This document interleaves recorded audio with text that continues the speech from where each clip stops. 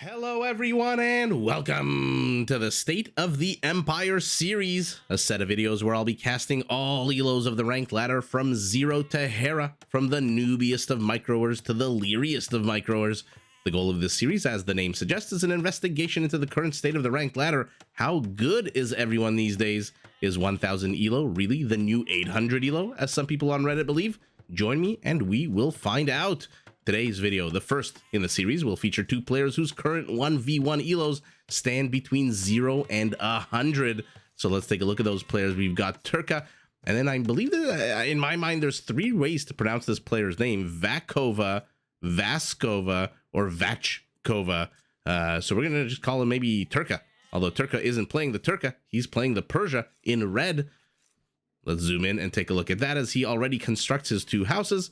And with an extra villager getting sheep a little bit away from the town center. Okay, his or her opponent today is J.L. Mora, playing as the Italians in blue on the northern portion of our map. So without further ado, as the players hopefully herd their herdables, explore their immediate surroundings, and they are in enclosed surroundings today because we're on arena. And again, hopefully try to get their butts up to feudal and maybe even castle age. I mean, I don't know what the hell to expect. I have never casted a game. What is the past tense of casting? I have never casted a game with Elos in the 60 versus 69 range. So let's just say, let's set our sights a little realistically and say, herd their herdables, explore their immediate surroundings, and try to get their butts up to feudal age ASAP. A good time for us to take a look at the two civilizations we will be watching today. The Persians, an economic powerhouse with a tech tree that is incredibly strong and diverse. In addition to having access to every single economic upgrade available in the game, they start every game with 50 extra food and 50 extra wood. Their town centers work progressively faster, 5% faster in Dark Age, 20% faster in Imperial, and they can be a pain in the butt to raid. Ooh, long distance gold mining here. This is so titillating. I'm excited for this. And they can be, as I mentioned, a pain in the butt to raid since their town centers come with double the amount of HP, 4,800. And their castles can be upgraded to take not only less bonus damage, but fire bullets instead of arrows. And those bullets come with attack bonuses against rams and infantry. Very inefficient location for a lumberjack. But oh man, I am, let's get through this civ intro. Using their economic advantages, the Persians, they do focus heavily on their cavalry. Their nightline units come with an extra attack against archers, and using every single upgrade available in the game from both the stable and the blacksmith, they not only have one, but two unique cavalry units. The first is the War Elephant, an insanely powerful unit that comes with a huge attack, a huge amount of hit points, and does trample damage, but is still both super slow and still expensive. The second, the Savar, is a heavy cavalry unit that replaces the Persian Paladin, comes with a decent additional attack bonus against archers. Now, speaking of archers, to support their cavalry, the Persians can upgrade their crossbowmen and their archers to only costing 60 wood, turning them into trash units. Or if you want to be a little bit more mobile with your archers, the Persians, they get Parthian tactics in age earlier. So spearmen, beware. Man, this poor Schwarzenegger villager has to carry this wood, and there's three of them. Ooh, the players engage? They did not engage. Let's take a look at the Italians. We saw them yesterday, a cost-cutting civilization.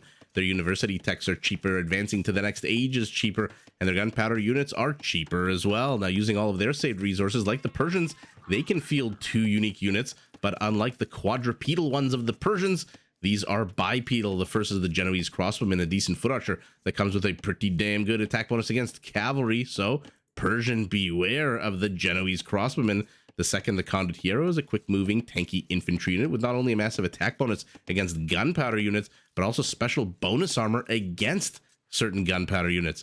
Now, to make their units even tankier on the field of battle, all Condottieri and all Italian foot archers, except for those poor skirmishers, can be upgraded to get extra armor. And starting in the Imperial Age, the Italians can train Condottieri out of their barracks. Unlike the Goths, unlike the Huns, they don't need anarchy, they don't need marauders. They can do that automatically free of charge because, again, they are a cost-cutting, money-saving civilization. What is going on here? I am glad people told me to cast this because it looks like the Italian has already lost a villager to Mother Nature, and our Persian is pulling a boar, but I don't know that 4 villager. Okay, ooh, saved by the skin of his teeth. This one is not going to be so lucky, though. Okay, so one boar pulled under the TC, for lack of better words, successfully, with only 4 villagers, none inside the town center, none positioned quite well. The second boar immediately taken, does manage to kill a villager. So it does look like both players lost a villager to Mother Nature, and both players real inefficient with their economies. Okay, so that deer no longer has meat on it. He knows the bowman has to fire 2 arrows at the deer, right? And when you fire the first one, it is very skittish, the deer, and it will run the hell away. So let's take a look at what the hell is going on inside of the bases. We are still in Dark Age. To be fair, both players with an equal amount of idle time, 3 minutes and 6 seconds, 3 minutes and 8 seconds, both at 18 villagers. So we've got a long distance food gatherer here. I bet he wishes he was the goth. Then we've got a mining camp placed right next to the stone. Why stone at the 10-minute mark of the game? Okay, so at best he'll be able to fill 2 villagers efficiently. One right here, one right here. Everyone else is going to be pretty darn inefficient. But to be fair, I don't think Terka really cares about efficiency, since he's already got a couple of farms, one of them a little bit further from the mill than it should be. This boar is getting harvested long distance. And we saw the Schwarzenegger and Commando villager carrying the giant logs of wood on their arms. So on the whole, and another mining camp placed right there. Currently 20 villagers for our Persian. He does have the 500 food that he needs to go up. And okay, he does click up. The Italians, remember, don't need 500 food. They need 425. Hera made good use of that last game. Oh, another long distance boar pull. And oh, mamma mia, that could have been a very, very dead villager. But no, in any event, more single villager long distance mining for JL Mora. More single villager lumber camp not denying, but lumber camp not using. Well, what's the word I'm looking for? And in any event, this is not efficient at all. Whether they're going back to the TC, whether they're going back to the lumber camp. Okay. So in Arena, so JL Mora must watch a lot of MBL videos and say, you know what, this guy gets housed a lot. One thing I don't want to do when I grow up and become a 2900 Elo player is ever get housed. And so even though I've only got 25 villagers, and even though my TC, oh, it does have 4 villagers queued. Okay, not bad. I'm going to build enough housing for a huge population boom. A couple of my villagers not really doing very much. More houses going up. And I'm already starting to notice a few differences, let's say, between a Hera versus Mr. Yo game and a 60 versus 69 Elo game. One player housed for a moment. That's not good. Our Persian racking up an extra 20 seconds of TC idle time. The deer will decompose by the time this villager returns home with his 6 food. Oh, that is so inefficient. That is so inefficient. Hunters generally, unless they come with any kind of special feature, carry 35 food, and so carrying 6 is a real inefficient thing to do. Okay, where will they go? Please tell me you're not going back to the location of the boar. No. And what the hell are you doing? Why is the mining camp over here?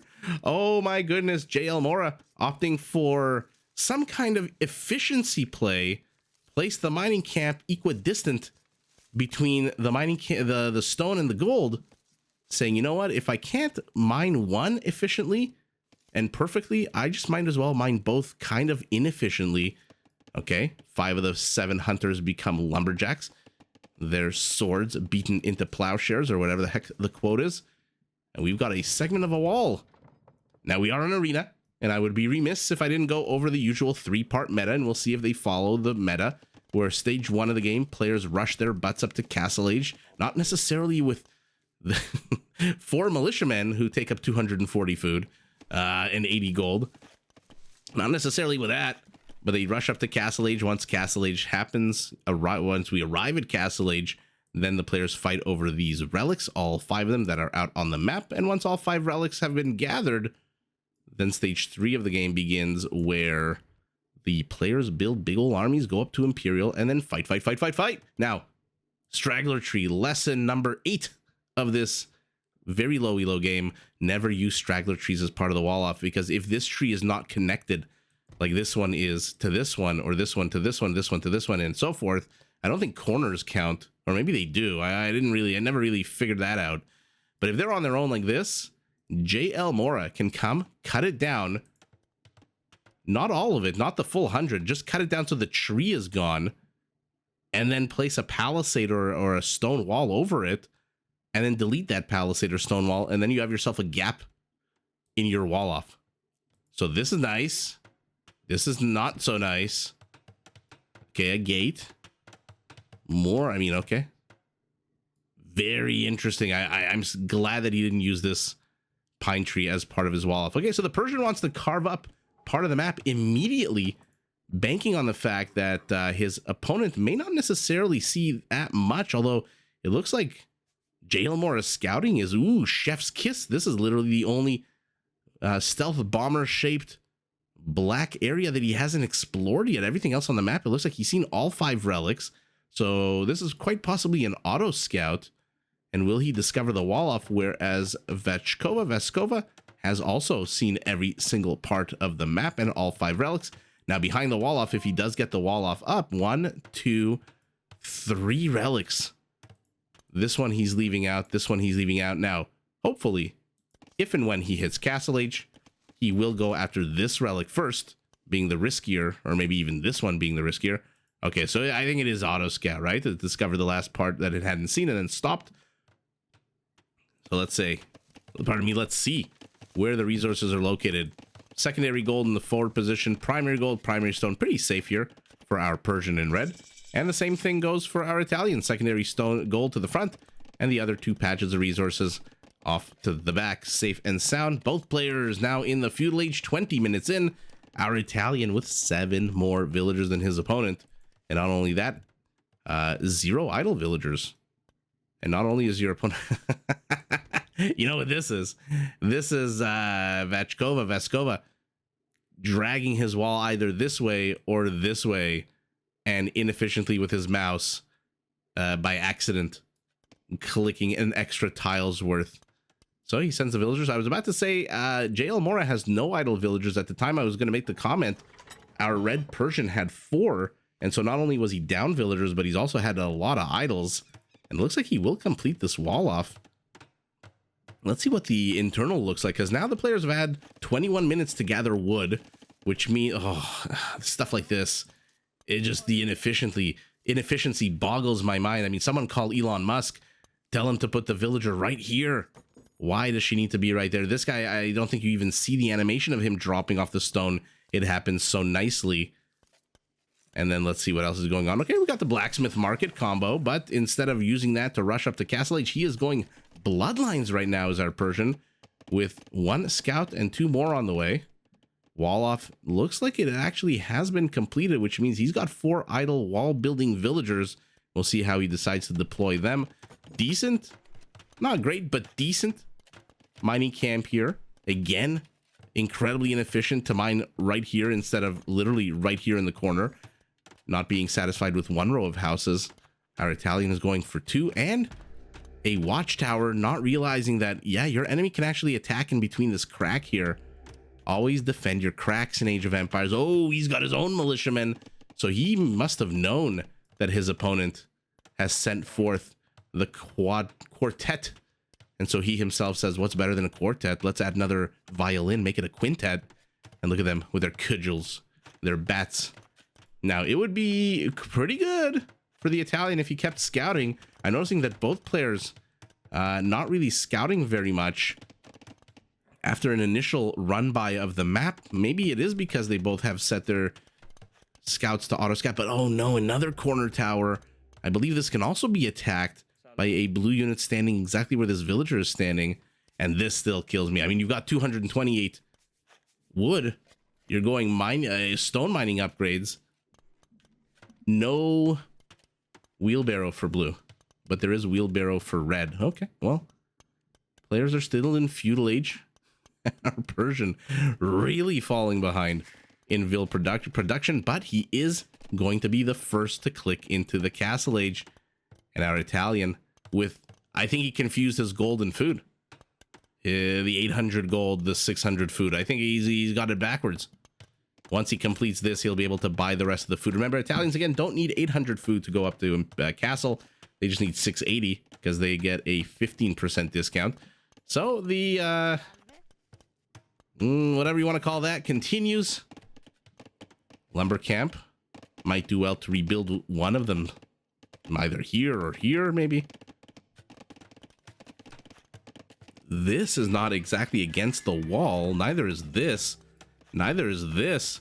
I'm wondering if JL Mora has been betrayed by the graphics of the game and didn't notice that the barracks, the archery range, and the stable, by the way, nice one of each here. They're not exactly flush against the wall, so they're not going to provide that much defense. Another tower going up for him.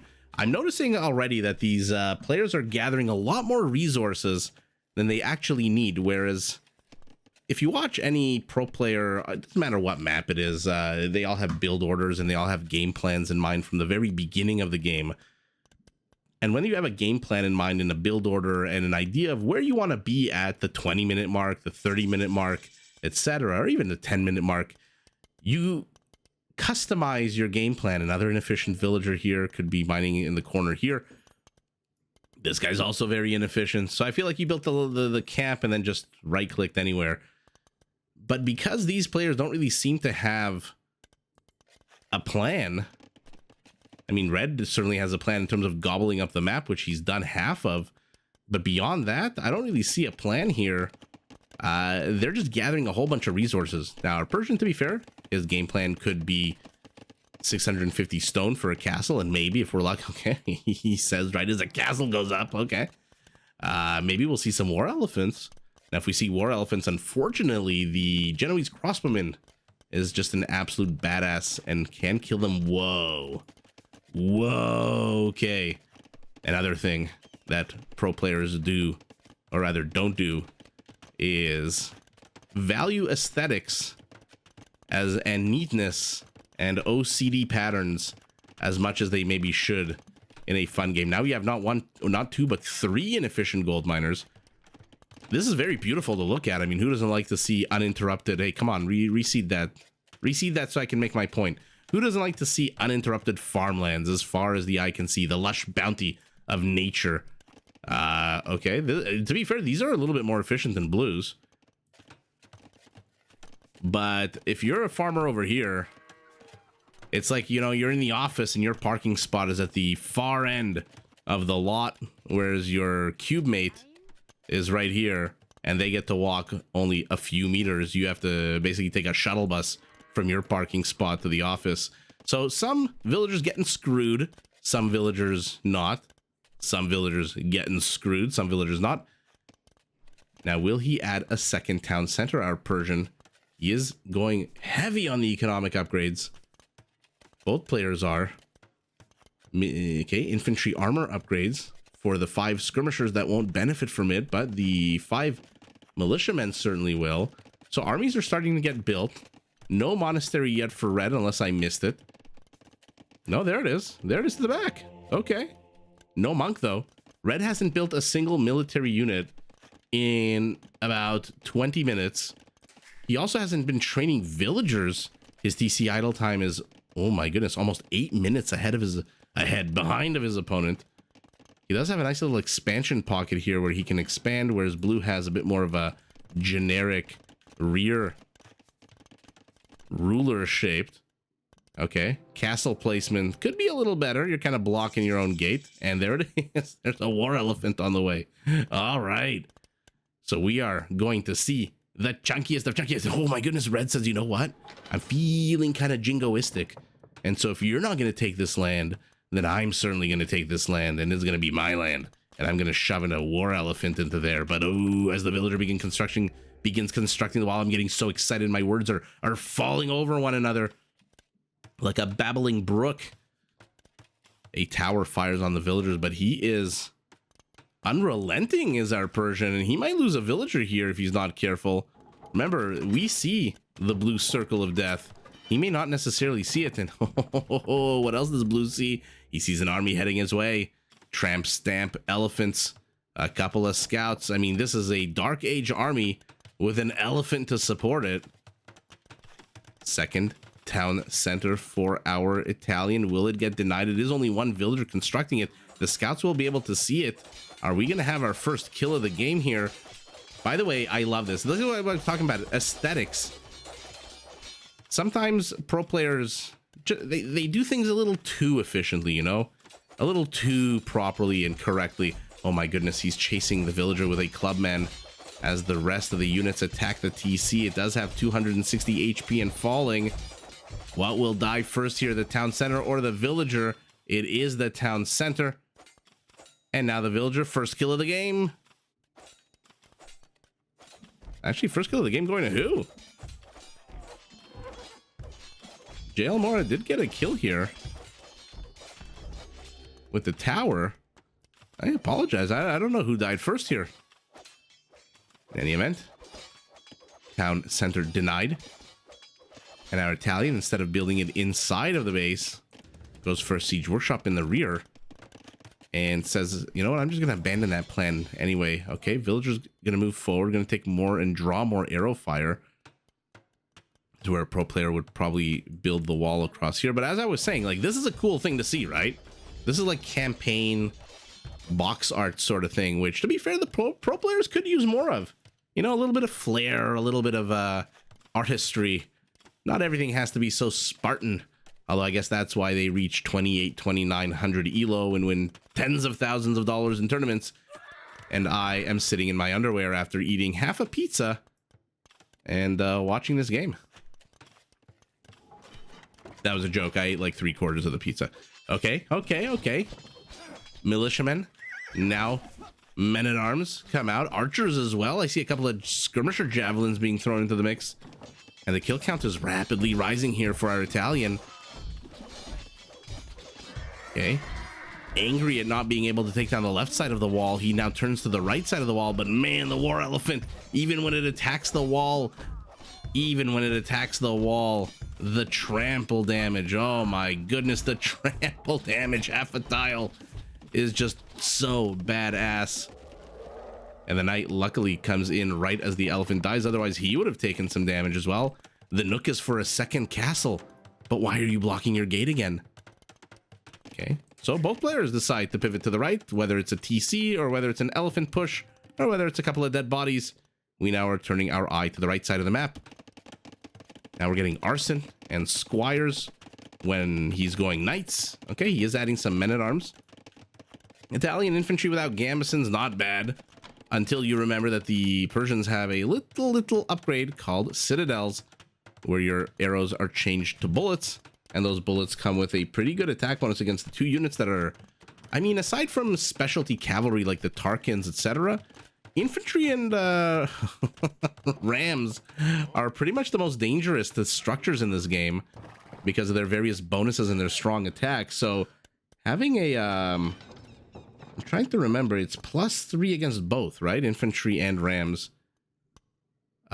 In the meantime, though, our Persian has 3 war elephants, 3 light cav, 3 knights, a camel, a mangonel, a scorpion, a ram, and a siege tower. So he's definitely been watching some survivalist videos, has our Persian, whereas our Italian gone up to 21 army count, 65 villagers to 36. The economic lead here is just growing and growing. He's now 13, almost 14 minutes ahead of his opponent in terms of TC idle time. Both players for the moment on one town center. Our Persian saying, you know what, 36 villagers is enough for me. Why is the siege tower here? He doesn't have any unit. None of these units can shove into the siege tower. Okay, well, I mentioned micro. Not everyone can be leery with cav archers. Oh, I feel like the army was about to block the villager so he gets more arrow fire. I am really curious. Ooh, fortified walls for our Italian. Now this is going to stop a siege tower. This is not. And again, 2 towers guarding the gate. Again, this is aesthetically very pleasing on the eye. Practically speaking, we'll see. We'll see at the end of the game what the tower kill count is. Elephants move in. Mangonel fires on nothing.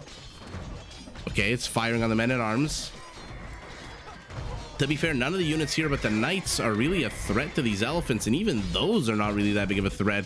Elephants that have no attack upgrades. Ooh, castle attempted. Will he deny it? He denies it. Our Italian loses 650 stone down the shitter.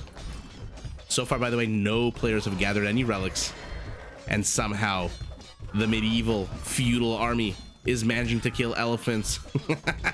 Where the hell did you think you were going? And what the hell do you think you're doing?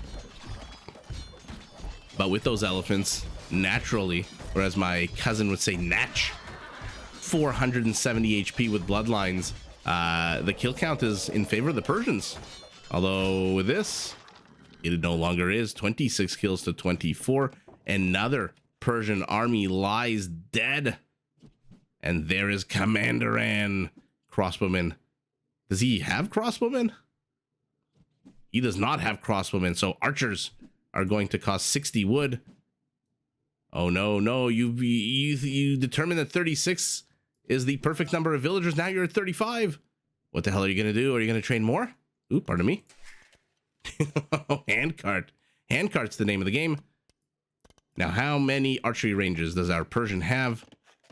Unless I'm completely blind, correct me if I'm wrong, is there a single archery range on the map? We have 3 idle villagers. We've got a monastery with no monk. Upgrades. Another monastery, 2 stables, a siege workshop, not a single archery range. And yet Commanderan was a hot priority here. Not exactly an expensive upgrade, but also not a super cheap upgrade. Villager lead expanding ever more. Almost twice as many villagers for our Italian than for our Persian. Although, to be fair, a lot of them are here in the forward position, very exposed. So some commander and crossbowmen can do some damage if he manages to bust through these now 3,000 HP fortified walls. Look, you know, when I started the State of the Empire, or at least I had the idea to do the State of the Empire series, I put up the poll on my community tab, and people were talking about don't waste your time 0 to 100. It's going to be a lot of players away from keyboard and stuff like that. And I looked up these players. I double checked. Their Elos are in 1v1 below 100. So far, to be perfectly honest, they're not good. They're not making the right moves. They're making decent moves, but not great moves. But they're not as bad as people would have led me to believe that they are. Now, getting Commanderan when you have no archery ranges is a bold 4D chess move. And look, he's shoring up the left side of his base with even more houses. So our Italian really is, I mean, his population is ahead 60.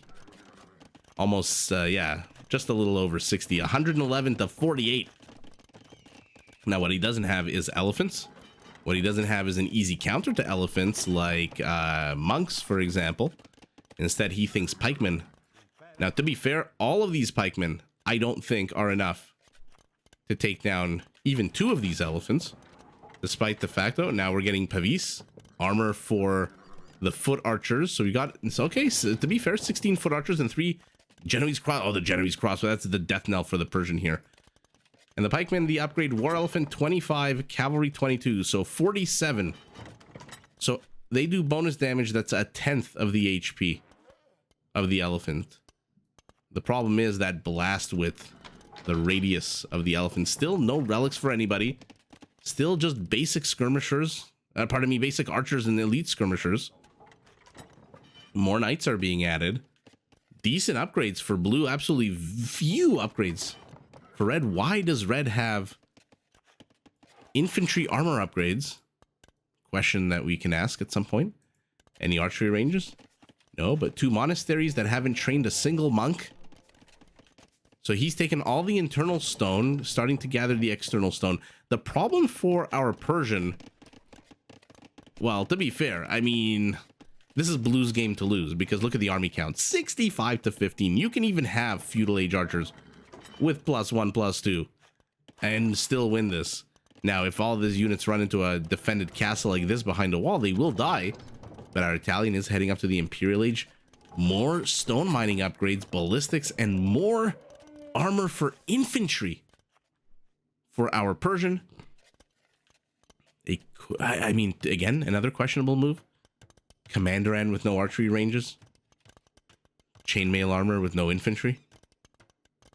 Okay, so our Persian might be making a bit of a mistake here. Confusing one set of upgrades for another, adding another battering ram. The numbers here are just, look at this army for blue. They're just hanging out for the moment. Blue is not moving out. Look, red at least is attacking into blue. Blue is playing incredibly passive. I'm assuming with his incredibly vast resources, once he hits Imperial, he is going to pump out a Treb, because he's got enough Genoese crossbowmen now that he can absolutely wreck the elephant count. They do come with a nice War Elephant 5, Cavalry 5, so plus 10 attack bonus, and their range. Okay, murder holes for the two castles that are behind stone walls. Interesting decision there. A tower to protect the stone. Not bad, not bad. This scout still hasn't done anything since the beginning of the game. This skirmisher that killed the villager still hasn't been returned to the fold. Army count 84 to 20. A petard. Unfortunately, you're not facing Feudal Age stone walls. You're not even facing Castle Age stone walls. You are facing very chunky fortified walls, and you are moving out. Let's see what kind of damage you can do here. Okay, you looked like you were moving out, and there we go. Blue's gonna learn a lesson today that you should never build towers in corners unless you wall off that corner bit. Elephants move out. No more upgrades than they had before, and here come the pikemen. Oh, the elephants are back into a corner. The petard hasn't even exploded. He explodes on the pikemen. I don't know if blue targeted him or what, but these elephants, they're gonna kill these pikemen very quickly. And then they're gonna waddle their slow butts. Oh, to be fair, maybe I underestimated the archer support. No, they actually, a few pikemen survived with a meager 130 HP. And this is the last military unit of red. So red, yet again, for an umpteenth time this game, throws his might against the walls of the Italian settlement. And for the umpteenth time, blue defends. This time, not even with his most powerful units. He's got 28 knights. 28 knights. Adding more pikemen, and finally our Persian gets an upgrade, a technology, a something that is actually relevant to his gameplay. And here we go. To be honest, commander and crossbowmen can do quite well here, although the Genoese crossbowmen, remember we did see Pavis, they do come with +1/+1 armor right now, as do these other foot archers that are still just foot archers. Not too sure what our Italian is saving his resources for. And there's the Treb finally, hoardings as well to juice up his castle. A little bit of a steroids needle to the butt. No relics for anyone. Where did this villager go, this stone miner? Okay. So red, tired of throwing away army, is now training a single archer and a cavalry archer. Oh, forget the single archer. He is dumping all his wooden archers. But why are you training? Okay. No, never mind. Why are you getting Parthian tactics?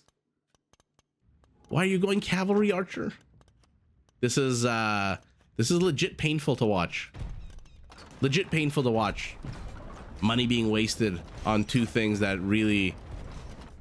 And it's not even the money wasting, it's the amount of time to research the upgrades that he can be dumping into training crossbowmen. Parthian tactics, it takes so long to research. One elephant moves out. Let's see if Persia can withstand the Italian knights. Okay, not even being given an opportunity to close in on the Trebs as he gets surrounded and falls. Bye birdie. Same thing happening here. Looks like a castle or a tower got that one pikeman. Okay, the elephant. Oh, I was gonna say, at least looks like he's about to close in on the Trebs. And here we go. Poke, poke, poke, poke, poke from the corner. They're both learning important lessons, such as do not put your castles right in front of the gates, because then you cannot fit in trebuchets. Okay, now this might be a good lucky little situation here for our Persian, who has killed a number of pikemen with this one tower. How many Genoese will he get before the Trebs turn their attention to him? So far one. Might even get two. Who's kidding who here? This is 5 HP that's getting reduced. Trebs have to pack, they have to unpack, they have to move. They're very not fast units. Okay, so 2.5. And here we go. A villager, 2 crossbowmen, a cav archer walk into a bar. The Italian says, "Vaffanculo," and kills them all. What the hell was that villager doing there? Okay. Damn you, mining camp, says this one Genoese crossman. And now our Italian is pivoting to the left. Okay, so he's gonna try to clear out the trebs. Pardon me, clear out the towers with the trebs. And this is yet another thing, for example, a pro player just wouldn't give a shit about these towers. You've breached the enemy base. This is a static defensive structure. It does not move. This is not like that, what was that name of that really shitty movie, Mortal Engines, where this will grow legs and start walking around gobbling up other towers. Oh, if you ever reach the back of my base, you better be careful, says our Persian. Another elephant moves forward. Another elephant gets smushed right up against the frickin' wall. Finally starts attacking. Crossbowman support is gone. The Italian has upgraded his knights to cavaliers. Why the hell not? He's got about 8,000 resources. 7 to 8,000 resources. Mining camp still under attack. Has he seen this tower? Okay, so he's seen this tower. Now, red does have an opportunity here. If blue, very OCD style, has to destroy every single tower one by one, red might be able to get up a sizable army. He's also finally going up to Imperial. The problem is that he's back to 36 villagers. What the hell? Why is he stuck at 36 villagers? And why do his crossbowmen not have any upgrades whatsoever? He dumped his gold that he could have used for upgrades into another cav archer, another knight. To be fair, the knights do come with an attack bonus against foot archers, or I guess archers, period. Pikeman moves forward. Pikeman attacks. Oh, he's going after the treb. Okay, well, you could have gotten the pikeman. Instead, you're going after the unit that has basically an invincibility shield against your unit with 150 pierce armor. One villager constructing the castle may not get it up as quickly as you'd like, but it will go up eventually. Do we have any more infrastructure for red? He did build a second town center inside. And to be fair, this cav archer again does have +1/+2. Does have an attack bonus against pikemen +4. So thank you, Parthian tactics. And yeah, blue is very much methodically dismembering his enemy's base. And for example, right now, if you were if this was a pro player game, red would have an army about 30 units strong, and blue, to be fair, with his army congregating here, I mean, I don't know what to make of this. We've got two-handed swordsmen, pikemen, skirmishers, archers, cavaliers, more being trained of everything, and yet nothing is being thrown at the Persian yet. Our Persian stands at a meager 17 army count to the 124 of his opponent. Okay, so you breached it on the right, you breached it on the left. What's the name of the game? What are you going to do now? Where is your army? What are you going to do with it? Our Persian finds himself in a position that he's having to sell wood, that he can train more. What? None of these units that he's training cost gold. Oh, he's getting a treb of his own. He's getting a treb of his own. He was selling everything to get gold, and then he was training 80 food light cav, 60 wood commander and crossbowmen, and 35-25 wood food skirmishers. Why is blue not bringing the entire might of his army to bear? There's a lot of units here. Light cav like the elephant before it charges straight into his death. Does manage to light one of these trebs on fire. And here we go. This is what happens when you simply right click a unit and there is a body of counters in the way. Your army done die. Okay, okay. Oh no, why are you attacking the cavalier?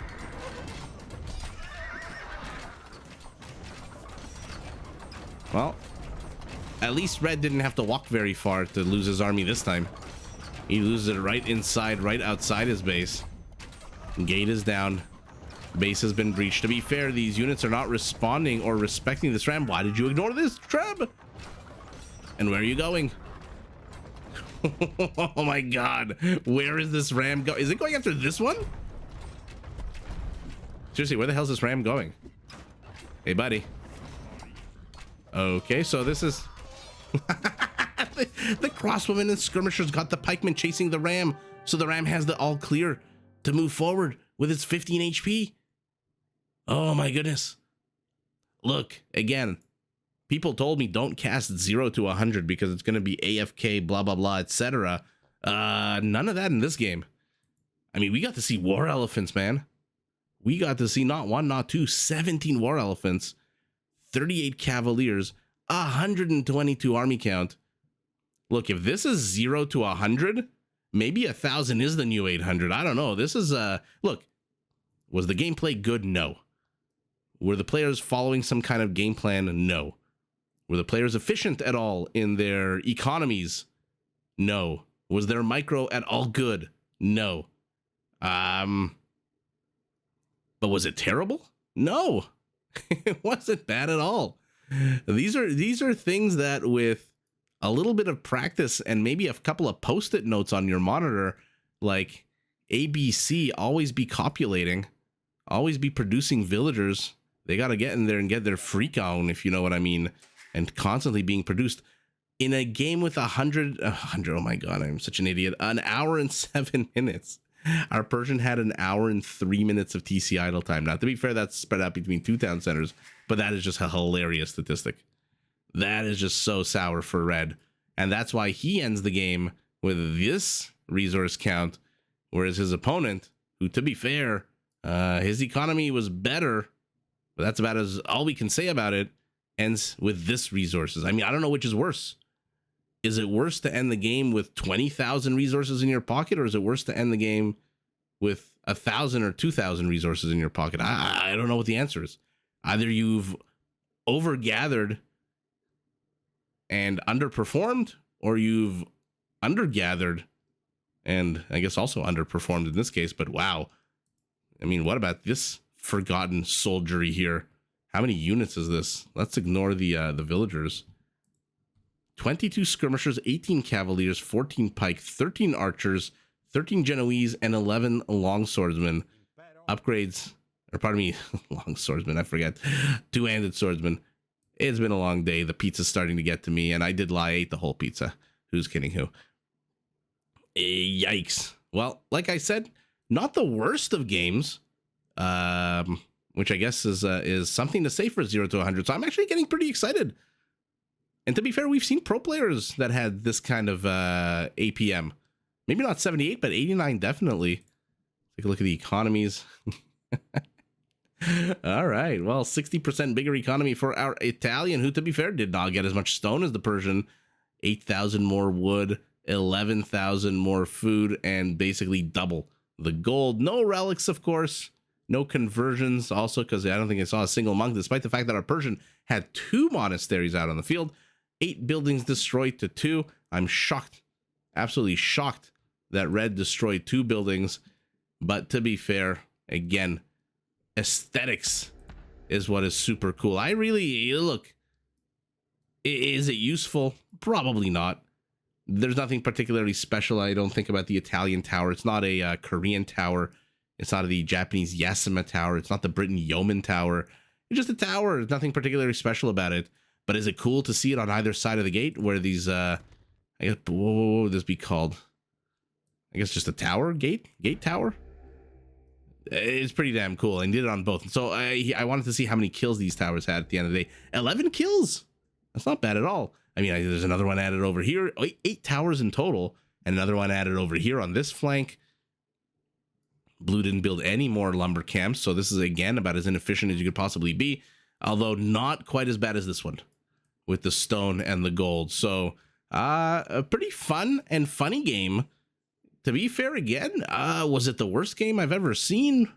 Maybe, yes. But could it have been worse? Definitely, yes. And with the end of this game, I'm incredibly excited to continue this series, because if this is 0 to 100, I'm already salivating at 700, at 1100, at 1500. And even though I don't anticipate these players being Hera level, seeing this is not bad at all. I mean, this is not a bad little army that our Italian had here. Now, with this number of units, he could have easily had a 3-pronged attack on each gate here, you know. But ultimately, What can you do? This is a 0 to 100 elo. My expectations were fairly low, and I think, to be honest, I said this is probably the worst game I've ever seen. It's not a good game, but did it exceed my expectations? I gotta say yes. And I'm very excited. And with that excitement, and with J. Elmora taking the W, I really want to say GG to both players. I hope they continue to play. I hope they continue to improve. And I hope their 1v1s get better and better and better. And I hope they, most importantly, like Kobe and like Jordan and like Gretzky and like all the big names in sports, they watch their tapes, they watch their games, and they notice where the inefficiencies lie and where they can improve and what they need and what they don't need. Cough, cough, Commander N with no archery ranges. Cough, cough, 2 monasteries with no monks. And so I say GG to both players, and the excitement level is fairly high. So join me in the next State of the Empire game. Until then, have fun, good luck, and GG to both players. Did you enjoy this video? Check out these other clips and make sure to subscribe and enable notifications so that you're notified of my latest uploads.